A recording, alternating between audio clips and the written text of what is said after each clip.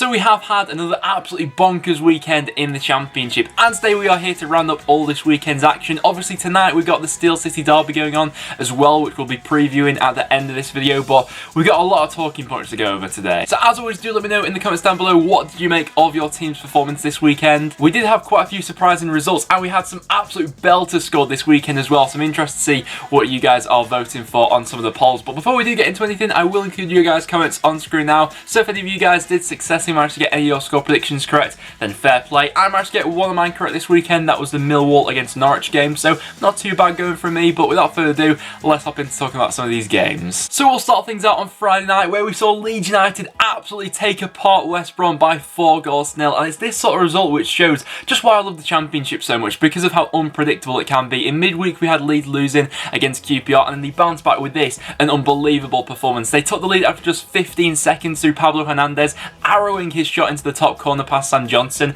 and from that point onwards, West Brom was second best all day. They absolutely crumbled at the back for this one. Leeds absolutely took them apart. Their intensity was back. They were brilliant going forward in this game. One player who I really like the look of was Tyler Roberts. He picked up 2 assists for this game, setting up both of Bamford's goals, and those two seem to have a good dynamic between them. I think that'll be a good partnership from now until the end of the season, and he really does seem to be suited to playing that number 10 position. He was absolutely carving apart this West Brom side at times. And looking at the Championship table now after this game, are West Brom still in the race for the top 2? I'm not so sure. They've lost their last 2 games. If Sheffield United win their game tonight against Sheffield Wednesday, West Brom will be 7 points adrift of the top 3 in the Championship, and that is quite a big bridge to gap at this point, with West Brom looking a little bit inconsistent. So we could now have a 3-horse race in the Championship for those top 2 spots, but if Leeds put in more performances like this from now until the end of the season, they're definitely within a good shout. Alioski then wrapped up with Leeds scoring in the 92nd minute. He's a player who's I've really been impressed by, playing in that fullback position so far this season. As a winger, I think he can be a little bit inconsistent, but he really has come into his own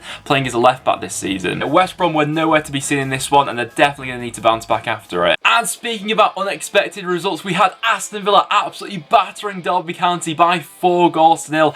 Derby in this one were absolutely shambolic all over the pitch. The defending for the opening 3 goals that Villa scored, it was just non-existent from this Derby side, but fair play to Aston Villa. I didn't see this one coming. We had Jack Grealish coming into the starting 11 for this one. He captained the side out as well, and what an impact he had on this team. He was involved in the first goal, quite a simple ball going over the top into Tammy Abraham, but it was a good spot out from Jack Grealish. Abraham's initial shot is saved by Carlson, and then Hourihane has an easy tap in to make it 1-0 to Villa. Derby were just picked apart by 2 or 3 simple combinations from Villa, and the defence just went to sleep. The second goal came from El Mohammadi flashing the ball across the box. Tammy Abraham's there at the far post to tick it in to make it 2-0. The third goal from Villa comes from a simple ball coming down the middle. Abraham beats Keogh in the air. Abraham then gets it into Hourihane, and Hourihane makes it 3-0. Although the fourth goal was pretty special, I have to say. There was nothing Derby could have done about it. A Glenn Whelan corner coming into the edge of the box, and then Jack Grealish hits an absolute peach of a volley that arrows into the top corner. The goalkeeper doesn't even move, and it was an absolutely sublime hit from Jack Grealish. And this game just goes to show how much this Villa side has lacked that player like Jack Grealish in the centre of the park for them, because he absolutely dominated in this game. For Derby County, that's now 3 losses in a row. They're going to need to get back on track as soon as possible, because the worrying thing about Derby at the moment is, as bad as they have been defensively, it's going forward where they're also struggling. This is another game. In this one we saw against Villa where they had no shots on target. They were offering nothing in this one, and considering some of Villa's defensive fragilities at times this season, this Derby squad really could have done more going forward. So a very disappointing one for Frank Lampard on this side, but what a performance from Villa. And another high scoring game came at Griffin Park, where Brentford put away QPR by 3-0. At home at the moment, this Brentford side really is a force to be reckoned with. It's just a shame that they can't replicate that form away from home at the moment. But even so, it was Neil Maupay who took the lead for Brentford in the second half after Ollie Watkins had gone down in the box. At that point, when Brentford went 1-0 up, you never really got the impression that QPR were going to get back into this game. They were really lacking that grit and determination and desire to get back into this game. All the elements of the performance in midweek against Leeds United weren't really on show in this one. If it wasn't for a couple of Joe Lumley saves in the second half, Brentford could have had more than the 3 goals they eventually went on to get. The second goal that Brentford scored, I thought QPR could have handled themselves a little bit better, really. Remained slows from midfield, picking out Neil Maupay with a simple ball going forward. Joe Lumley then comes rushing out. Maupay takes the ball around him and chips the ball into the box, where Ben Rama has a tap in to make it 2-0 to Brentford. At 2-0, QPR were never going to get back into this game, and then later late on, Sergi Canos wrapped it up with an arrowing shot going into the top corner after that one had taken a deflection. But a very comfortable win for Brentford in this one. QPR disappointing, especially given the result in midweek where they beat Leeds. They just couldn't follow up with a performance in this one. But Brentford at home at the moment, they do play some scintillating football. And then we had Hull beating Birmingham by 2-0 with Jarrod Bowen scoring both the goals for the home side in this one.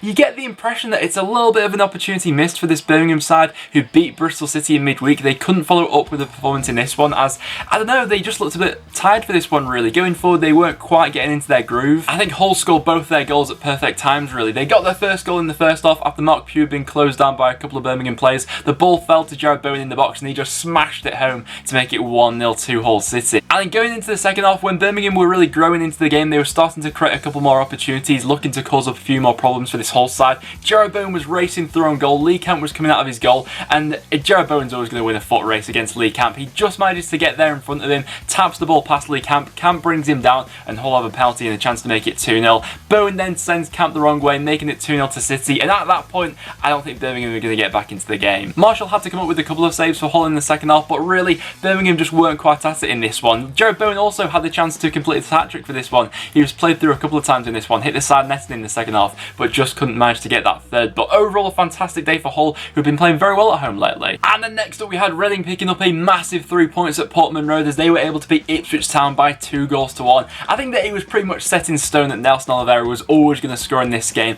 and he did that by opening the scrum for Reading after some nice work from Gareth McCleary down the left-hand side. All the Ipswich defenders just got sucked into McCleary, 3 of them that got pulled in. He then pulls the ball back across to Nelson Oliveira, who had quite a bit of space on the edge of the box, and he brilliantly picks out the top corner to make it 1-0 to Reading, and he gives a bit back to the Ipswich fans who were booing him for this game, obviously being on loan from Norwich. But after that, I thought that Ipswich responded quite well actually. They were forcing some chances. They had more people in the box after that, and Martinez for Reading popped up with some massive saves for this game to keep the scoreline down. I think he went on to get man of the match for Reading in this one, and you can see why looking back at the highlights of this game, because at crucial points of this game, he was keeping Reading in this one. Eventually, Ipswich's pressure did pay off though, and they managed to get back into this game in the 83rd minute. A fantastic rifling volley at the far post from Edwards managed to make it 1-1, and at that point you're really thinking that Reading once again have gone ahead and shot themselves in the foot. Going into this game for Reading, this was a must-win game considering some of the other fixtures they've got coming up from now until the end of the season. They needed to capitalise and get all 3 points from this, and thankfully Modou Barrow was the player for them to go ahead and step up in the last minute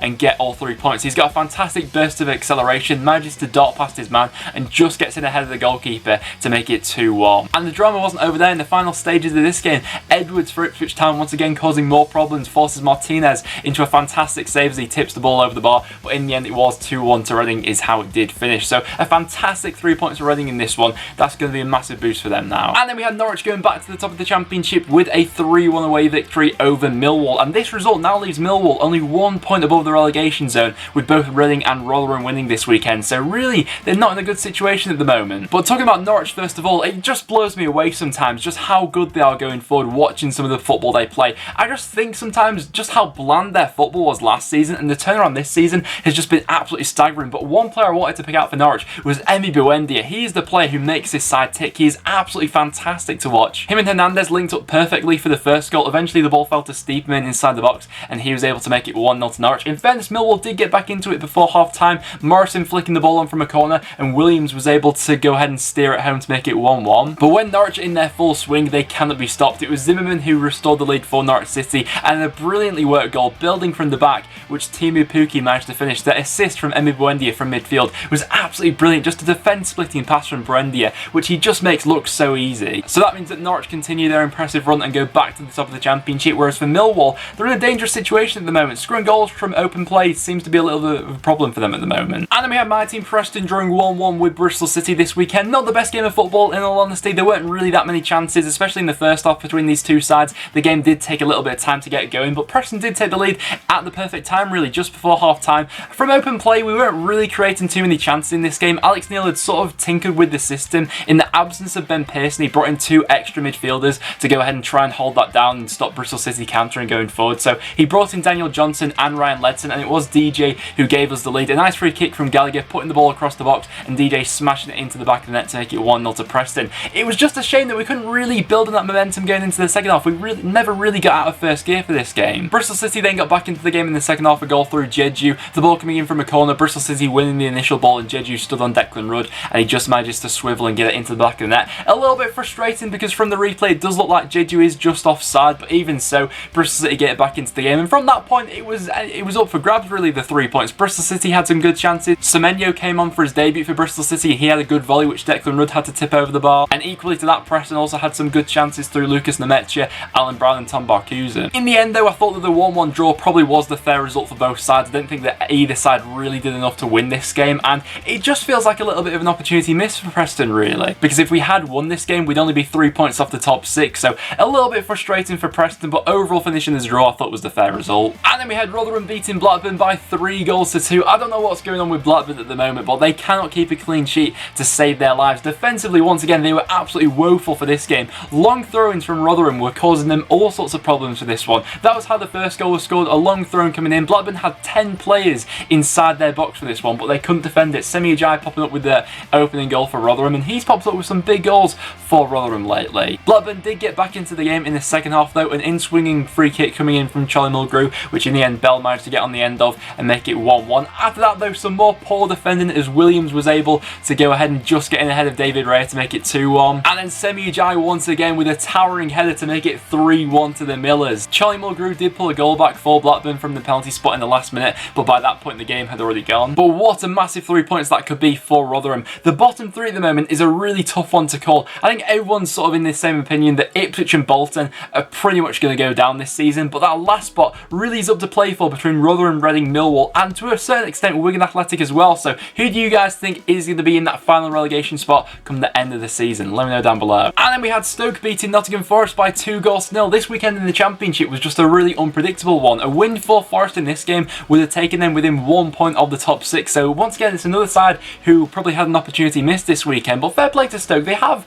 in fairness to them, their last few performances in the Championship have all ended as draws, but the performances have slowly been turning around for this City side. It's just been the final product at times that's not been there for this Stoke squad, but in this game, Etebo and Afobe popping up with the goals. The first goal from Etebo, a really nice one actually. He was driving forward from midfield, had Forest players all around him, and he rifled it home into the bottom corner to give Stoke a 1-goal lead.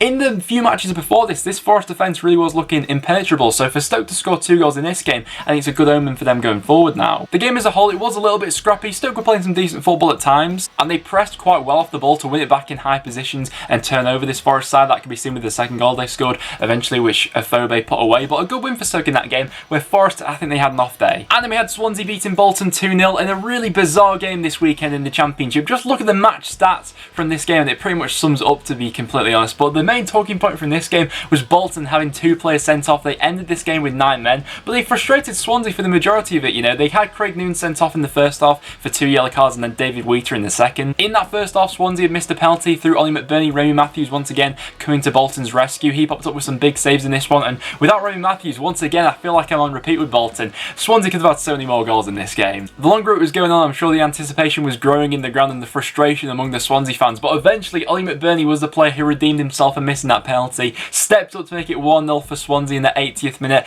and then they wrapped it up with a nice goal from Bersant Selena after an assist from Daniel James. But a fairly convincing victory for Swansea in this one over the 9 men of Bolton Wanderers. And after the other results this weekend in the Championship, that now leaves Bolton 7 points adrift of safety, with things really not looking good for them after this game. And then for our final game this weekend, we had Wigan drawing 0-0 against Middlesbrough. Middlesbrough had some decent chances to win this game. Assomblonga had a very good one in the first half where Johnny Howson had just flashed the ball into him, but with his first touch it just went wide of the goal. In the second half, Fletcher had a couple of opportunities. He hit the side netting, took the ball around Jamie Jones, but just couldn't get his effort on target. Wigan really weren't offering that much going forward for this game, but considering everything, it's not a bad home point for them considering how Middlesbrough have been playing lately in the Championship. The only thing I would say about Wigan at the moment is they probably are looking over their shoulder a little bit. Their last 3 games in the Championship have all been home matches and they've all ended as draws.